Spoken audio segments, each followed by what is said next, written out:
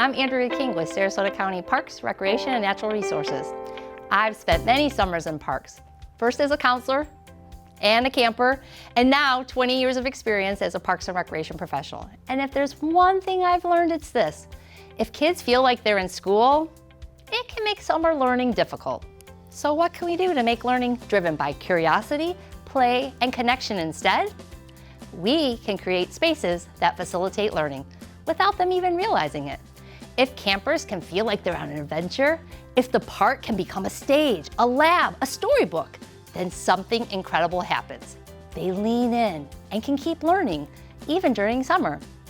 Now in my current role, my job is more than just filling time while camp is in session, but instead to create environments where learning feels natural, almost invisible. So, how do we do that? First, we think of reading as experiences, not just an activity.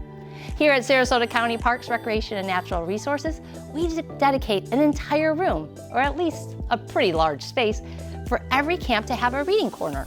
This room, this reading corner, is decorated every summer into a magical place where reading is woven into everything for the summer. We've created circuses, pirate islands, buried treasure, anyone? Jungles, and we've swam away under the sea, just to name a few. When campers step into these spaces, they immediately are carried into that theme world and are excited to read and participate. It's time to read. That doesn't really sound so exciting. So instead, we encourage our staff, hey, let's go explore. It's time to explore. Imagine the playground. It's your jungle, and the campers have to decode animal clues hidden all around it. They're reading, but they're also moving, they're collaborating, and they're solving problems. Each summer, every one of our day camps goes on a story walk field trip. We visit a county park, which has a story placed around a walking path. Each group reads the story together as they enjoy a leisurely walk in the park. At the end, every camper completes an activity which they bring back to the camp, and then they turn into a beautiful wall mural at that campsite. Now second, we match learning to the rhythm of camp. In parks, energy comes in waves, and we don't fight this. Instead, we do our best to plan for it, while also still recognizing that flexibility is key. High energy games can often lead into focused creative time.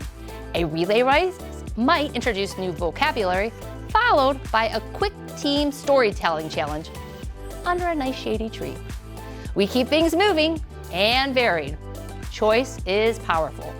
When children feel ownership, engagement follows. And then reading can occur, almost anywhere, with group story time. We've incorporated this idea into our middle school adventure camps. At the beginning of each camp session, that group of campers together decides on a book to read. Then, several times a week, they read an audiobook together. And when they finish that book, they'll watch the movie, if applicable, and then celebrate with a fun activity and/or treat related to that story. Another thing we do is we have reading buddies at our day camp programs. We match our older campers, the 4th and 5th graders, with a younger camper, our 1st through 3rd graders, who then spend time together reading. Now, this has not only helped the younger campers improve their reading skills, it's also helped our older campers work on their leadership skills. And honestly, this has become a favorite activity of many of our campers. Each of our camps, both our day and adventure camps alike, holds a reading raffle party at the end of each camp session. How does it work? The more minutes a camper reads, the more raffle tickets they earn. Once all the tickets are in the pot, we spin the wheel and we see who wins the fabulous prizes waiting for them. It could be something simple like a candy bar, bubbles, a squishmallow. You just never know what it could be. And then all the campers enjoy a special treat, generally ice cream or donuts, for a job well done. It has been amazing to see how the minutes increase in that second session after they've experienced the raffle party in the first session. And finally, let's talk about the people who make this magic happen, the camp staff. Now we know that camp counselors are the heartbeat of everything we do. If they bring the energy, imagination, and positivity, the entire camp transforms, and learning is happening all throughout the day, not just at dedicated times. And we stress this from the first day of training and all throughout the summer. So, how do we do this? We give them room to be creative.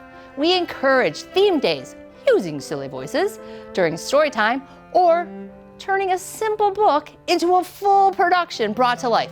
Think costumes, acting, etc. to share with an audience. We celebrate their ideas and showcase them in weekly newsletters and announcements that are then shared with the staff, our leadership, and the parents at the end of each session. We also support them with the tools they need, like grab-and-go activities and quick games. We also ensure that they have the resources available and ready from the Suncoast Summer Reading Challenge, so they are never without an idea. The videos, the books, the accompanying guides are also all reviewed during training. We encourage staff to dream big, think outside the box, and whenever they can, incorporate reading into the day. And we will help make it happen. And just as important, we remind them to have fun too. As anyone who has ever worked in a summer camp setting before knows, that enthusiasm can be difficult to fake for 8 straight weeks.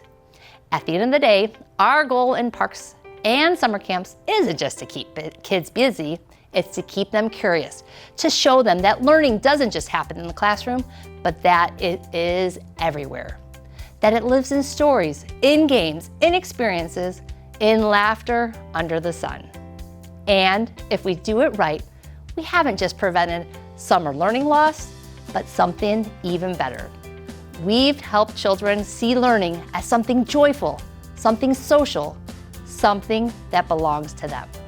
And we've built a summer where kids don't even realize how much they've learned because they are too busy having the time of their lives.